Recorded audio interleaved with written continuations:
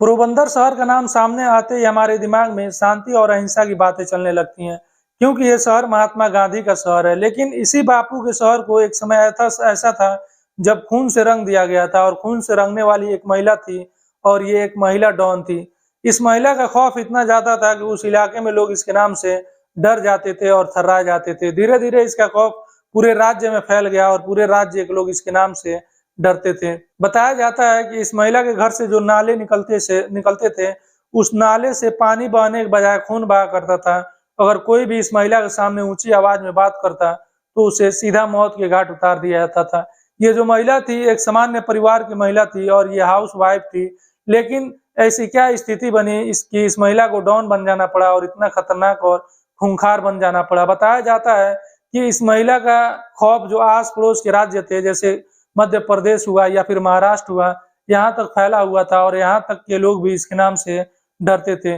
दोस्तों, ऐसी क्या वजह थी कि इसे इतना खूंखार बन जाना पड़ा? अगर आप जानना चाहते हैं तो आपको इस कहानी के एपिसोड में मेरे साथ अंत तक बने रहना पड़ेगा।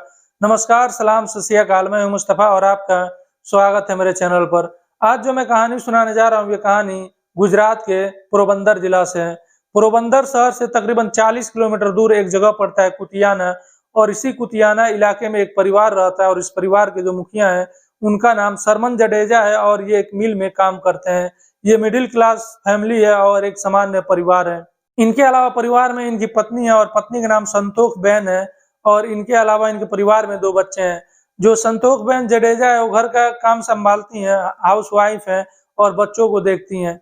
ये एक बेहद ही सामान्य परिवार था। लेकिन 80 के दशक में एक बार इनके मिल में धरना हो रहा था और उस धरने में खुद जो संतोष के पति थे यानी कि सरमन, वो भी उस धरने में शामिल थे और उस धरने में वो भी बैठे हुए थे। जो मिल का मालिक था वो इन लोगों को काफी समझाया, लेकिन ये लोग जब नहीं समझे और धरना खत्म नहीं हुआ तो जो मिल का मालिक था वो डिसाइड करता है कि अब वो किसी गैंगस्टर से संपर्क करेगा, और जब गैंगस्टर आकर इन्हें डराएगा और धमकाएगा तो शायद ये लोग धरने को खत्म कर दें। जो मिल का मालिक था एक गैंगस्टर से मिलता है जो उस इलाके का लोकल गैंगस्टर था और उसका नाम था देवू वगैरह। और वो गैंगस्टर अब इन लोगों के पास पहुंचता है जहां पर ये लोग धरने पर बैठे हुए थे और वो इन्हें धमकाना और हड़काना शुरू करता है। जो सरमन थे वो उससे झड़प कर लेते हैं और झड़प के दौरान ही सरमन उसे मार देते हैं और उसकी मौत हो जाती है।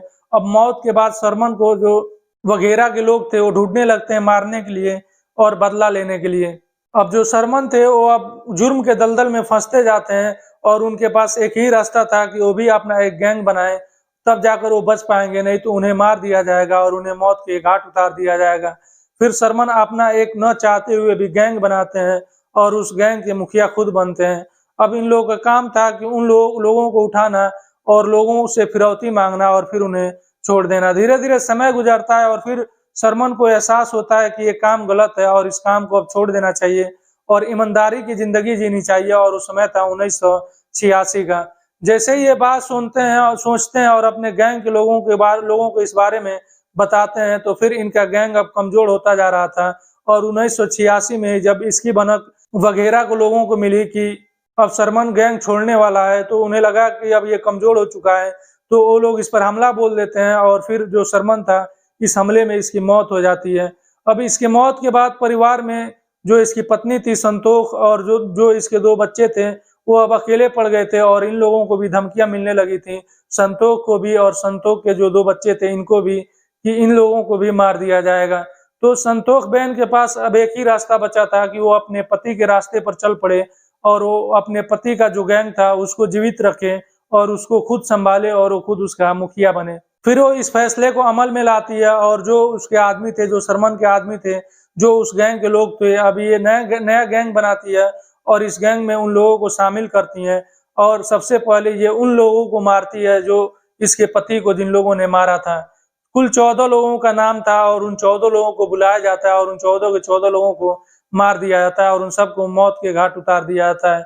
उन लोगों के मौत के बाद इसके नाम का खौफ और ज्यादा बढ़ गया था और तब पोरबंदर जिले से निकलकर अब पूरे राज्य में फैल चुका था।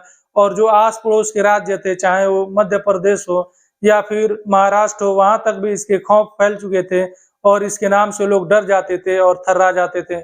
बताया जाता है कि इस महिला का खौफ इतना ज्यादा था कि आज तक भी जो लोग उस समय के जो लोग थे और जीवित हैं जब उनसे इसके बारे में बात किया जाता है तो वो लोग डर जाते हैं और वो लोग कांप जाते हैं। बताया जाता है कि इस महिला का संपर्क अंडरवर्ल्ड डॉन से था और जो उस वक्त अंडरवर्ल्ड डॉन था वो करीम लाला था और इसका रिश्ता करीम लाला से बहुत करीबी था। बताया जाता है कि इस महिला के घर से जो नाले निकलते थे, उस नाले से पानी निकलने के बजाय खून ही बहा करता था। और कोई भी व्यक्ति इस महिला के सामने ऊंची आवाज में बात करता तो उसे सीधे मौत की नींद सुला दिया जाता। वो इलाका पूरा खून से रंग चुका था और घर गली गली और हर चौराहे चौराहे पर खून ही खून दिखाई देता था। इन लोगों का धंधा चल रहा था, लोगों को उठाना था, किडनैप करना था और उनका फिरौती मांगना था और फिर जिनका फिरौती मिला उन्हें छोड़ना था। अगर जिनकी फिरौती नहीं मिली तो उन्हें सीधे मौत के घाट उतार दिया जाता था। लेकिन हमारे देश में अक्सर होता है कि किसी अपराधी का, किसी गैंगस्टर का अगर अपराध का घड़ा भर जाता है तो वो राजनीति का सहारा लेता है और संतोष बैन ने भी कुछ ऐसा ही किया और ये पोरबंदर से इसने विधायकी का चुनाव लड़ा और जनता दल ने इसको टिकट दिया और पहले ही चुनाव में इसने जीत हासिल की और ये विधायक बन गई। अब ये विधायक भी थी और इसका गैंग भी चल रहा था और दोनों काम इसका चल रहा था। अब इसके जो दोनों बच्चे थे वो अब बड़े हो चुके थे और जो इसका एक बड़ा वाला बेटा था उसकी शादी भी हो चुकी थी।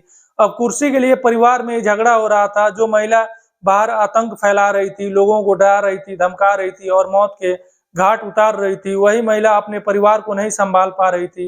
वो कहते हैं ना कि बुरे व्यक्ति के साथ बुरा ही होता है और इस महिला के साथ कुछ ऐसा ही हुआ। जो इसका छोटा बेटा था वो कहता था, उसका कहना था कि जो माँ की सीट है, जो माँ की गद्दी है वो मैं संभालूंगा और गैंग मैं संभालूंगा। और जो बड़ा बेटा था वो कहता था कि नहीं मैं संभालूंगा। और जो संतोष बहन थी वो अपने बड़ी बहू को उत्तराधिकारी बनाना चाहती थी, लेकिन छोटा बेटा इस बात से नाराज था और वो चाहता था कि वही उत्तराधिकारी बने और वही गैंग का मालिक बने और मुखिया बने। इस बात से वो नाराज एक रोज मौका मिलते ही वो अपने भाभी का कत्ल कर देता है और उसके भाभी की मौत हो जाती है। अब इन दोनों भाइयों में आपसी में खूनी रंजिश चालू हो जाते हैं और इन दोनों भाइयों में आपस में झगड़ा होने लगता है।